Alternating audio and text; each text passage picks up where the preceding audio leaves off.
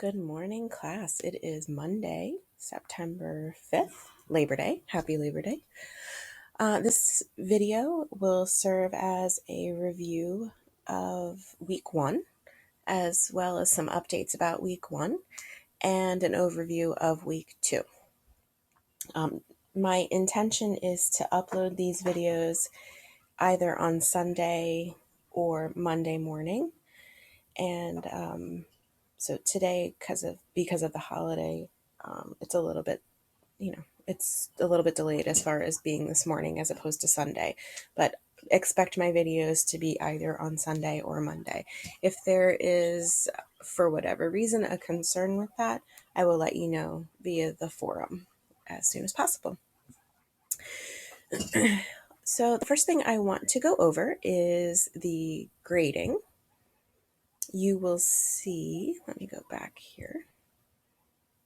You will see that for week one, there are several things for me to have graded. The week one check-in and introductions, week one discussion, and week one discussion about ethical issues in making diagnosis, and week one discussion as far as the assessment process. I am completed the week one introductions, week one discussion about ethical issues, and I am currently working on the assessment process discussions. And they will be finished sometime today. Typically, I will grade on Tuesday afternoons. That is the time that I have slotted for grading for this course. That is for several reasons. One is that is the largest chunk of time I have to dedicate to grading, but more importantly, because by that point, everything from the prior week should be in from you guys. And that way I'm grading all at once everything that you guys have submitted as opposed to going back multiple times.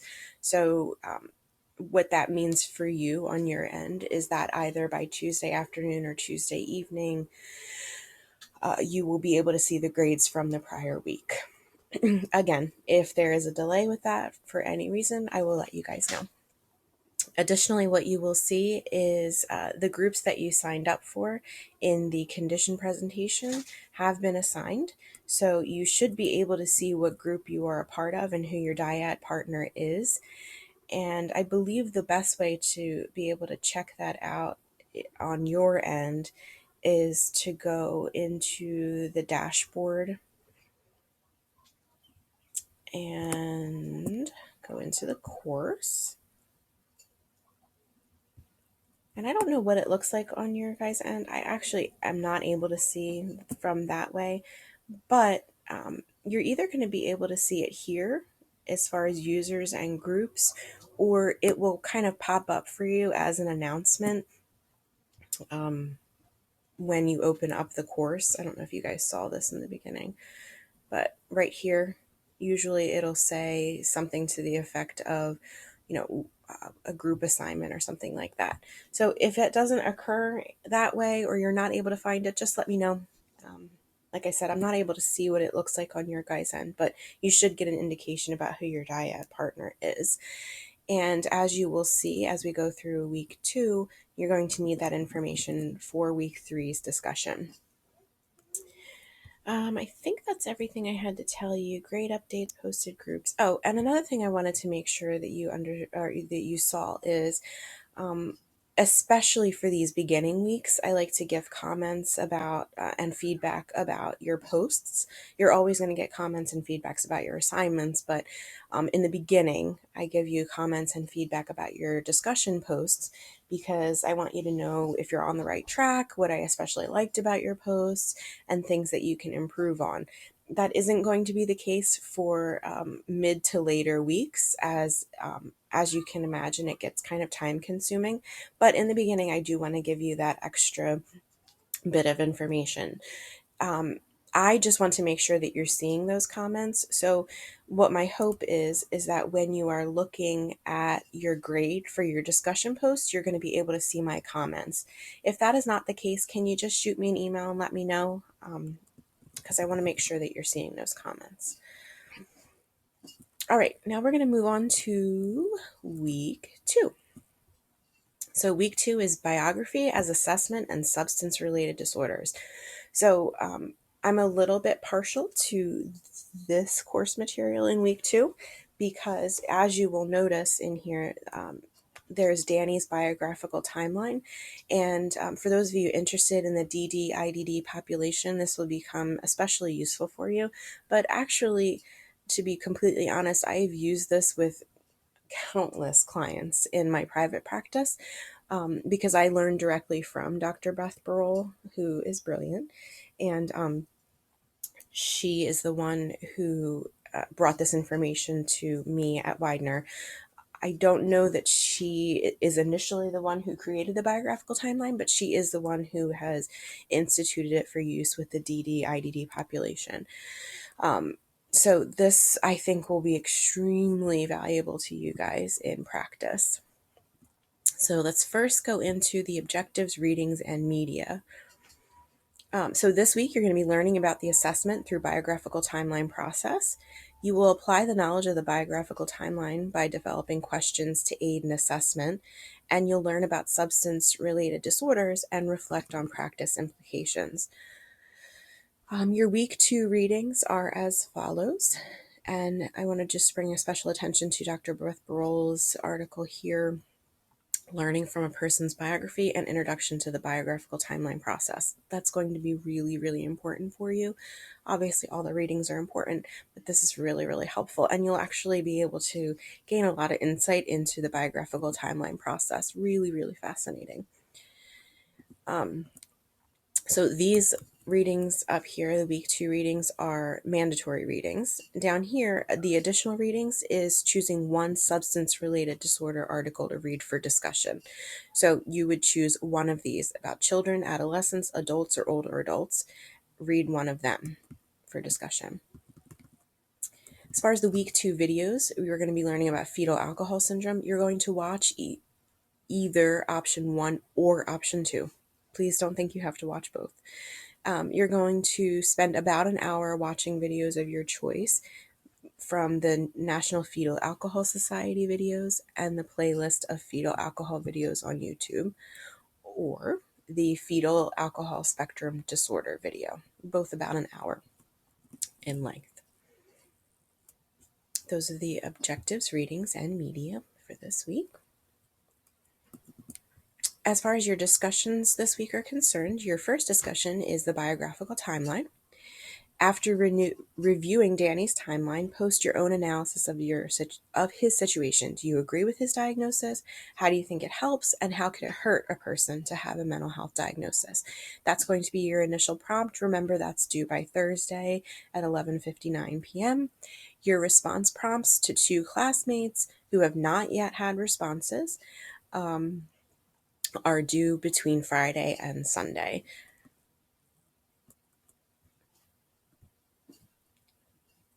The second discussion is on substance-related article. Remember, you're choosing one of those articles, children, adolescent, adult, or older adult, as well as one of the fetal alcohol videos, the one that you choose.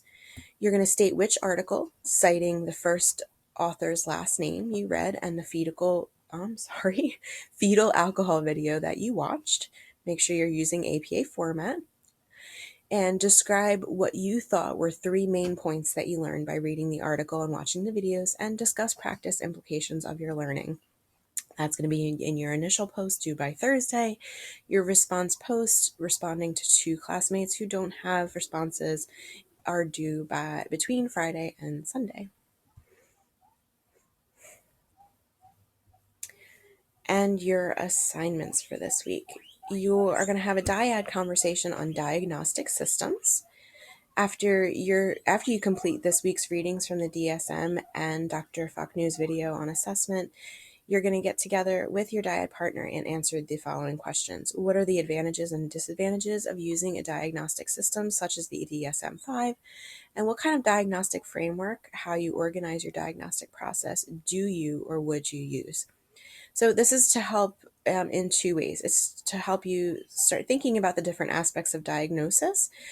It's also to help you with your clinical vignette assignments, and in addition, to kind of introduce you to your dyad partner. You're going to post about this conversation in week 3. And I will go into week 3 to show you where that's going to be posted. And in addition, the other assignment for this week is your week 2 quiz. So this quiz is actually based on the biographical timeline. Your question is, review Danny's timeline. Imagine that you only have 10 questions you could ask that would extend the assessment information. These questions would help you with assessing Danny clinically. What would those 10 questions be? It's a pretty cool question or quiz, I think. So once you're finished with that, you're going to click next and you're going to submit all and finish, and that would be your quiz for week 2. So relatively lighter week than last week, which tends to happen. The first week tends to be pretty intense. Wanted to go into week 3 so you could see that your week 3 discussion for your dyads is right here, that first one. Also wanted to kind of keep on your radar a couple different things. Your clinical vignette part 1 is due next week, week 3, by Sunday. Remembering that you can check out what is due in your clinical vignette part 1 right here. Remembering that the first part includes introduction, explaining your role with the client and in what context you work with this person, identifying data sources for the report and the source of the referral, list the identifying information, presenting problem, chief complaint, history and context of the problem situation, brief history of psychosocial factors and family history, developing a list of current diagnosis and current medications, and stating whether you agree or disagree with the current diagnosis and why. Additionally, I want to bring your attention to the vignette part 1 rubric, which is right here, which I will be using to grade your part 1 clinical vignette. Some of you have emailed me to ask me some questions specifically about the vignette. If you have a client that you have in mind that you're currently working with or have worked with in the past, great. If not, as stated in the assignment instructions, you are welcome to touch base with me to ask me if you can use a character in a book, movie, etc. And some of you have done that, and I have gotten back to everybody that I've gotten emails from. If I haven't for some reason, just let me know. And I think that's it, guys. I just wanted to give you some feedback on week 1. First of all, I love having you all on the course. You're all extremely engaging and really respectful of each other as far as or your responses, and I truly appreciate that. And it's clear to me that you guys are engaging in the material, so I truly appreciate that, because the more you put into it, the more you get out. So far, no concerns with content or anything like that. And really, really happy to have you guys here. If you have any other questions or concerns, please let me know. Remember, I should have everything graded and finished by today at the latest. And in future weeks, my gradings will be on Tuesday. So you will not be looking for grades earlier in the week. It'll be sometime Tuesday or Wednesday. Like I said, if something happens with that and I'm delayed on my end, I will let you guys know via announcements. I hope you guys have a great week, and I hope you have some downtime today. Have a great day.